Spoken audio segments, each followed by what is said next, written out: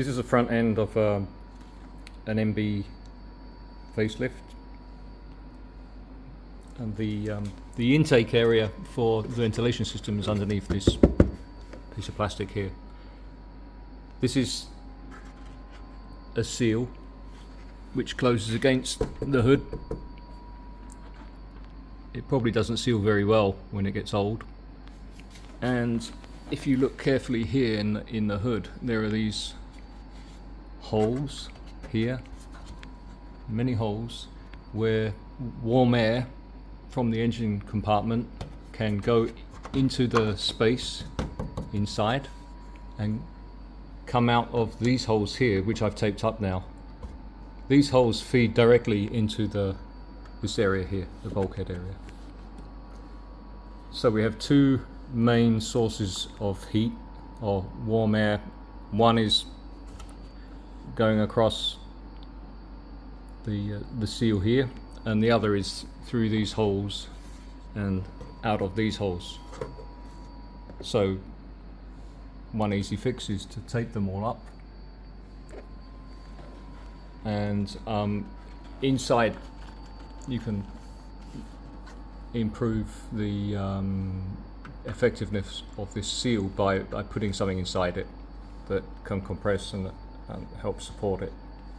So those two things. The third thing actually is heat soak. I've actually got a turbo in here, so you get a heat soak on this steel surface here, which heats inside this area where the air intake is to the cabin.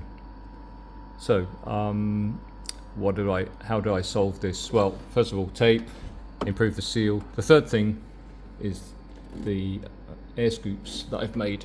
I'll show you the top. So they're very low profile.